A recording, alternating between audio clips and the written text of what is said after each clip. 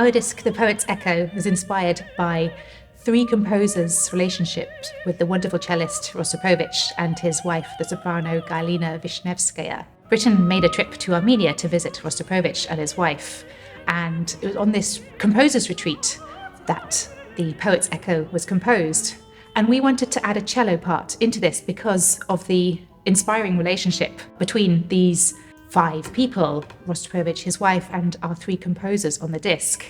And it took us a while to work out what was going to be physically possible on the cello. We had some wonderful sessions where Abby basically came back to me and said, no way, this is not happening. And sometimes yes way as well. Yeah, sometimes yes way. Those are the best. I could definitely imagine the sound of a cello enhancing aspects of the piece.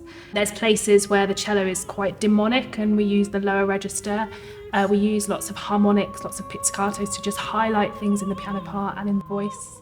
Rehearsing as a chamber ensemble rather than as a duo was an interesting way to meet the piece. It's my first time performing this as well. What was interesting is finding a way to not only enhance Britten's music, but also make sure that we weren't making it too busy, because there were moments where we got really carried away with the process and we brought it back down to, how can we be truest to both the composer and to the poet? And I think that we've created something that really enhances in a streamlined way the initial intent for the poetry and the pieces themselves.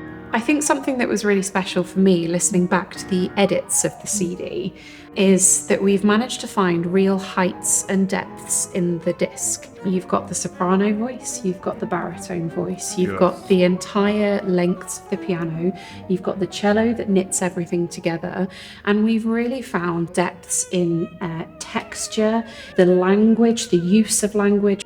We have curated a disc that allows a real human emotion that comes not just from the voice, but from instruments.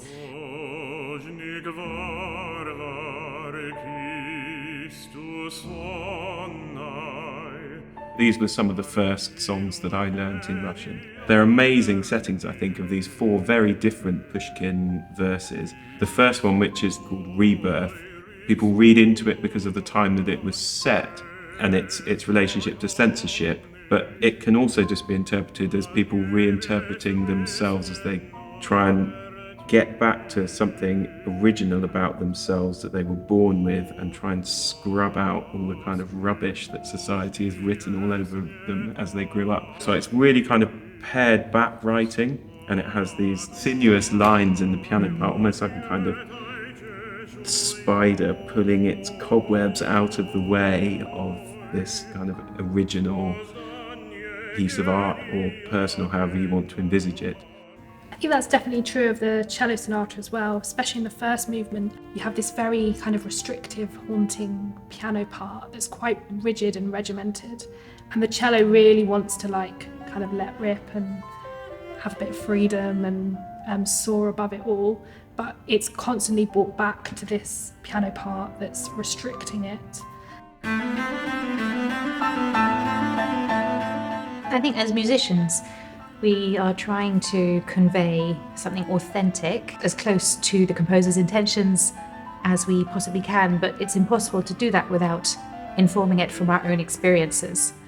So we have to find something which makes us feel pain or joy in order to be able to convey it in an authentic fashion. I have to ask myself, why did he pick that note? Why did he put those notes in that order? And try and decide what he's trying to show. What is this painful interval? Why is he choosing that? There is no text to give me clues, so I have to think further than that. And then technically also knowing how to convey pain on your instrument. Being able to connect it to your own life is one thing, but then how can you then turn that into sound and show it to an audience is a whole other thing. It's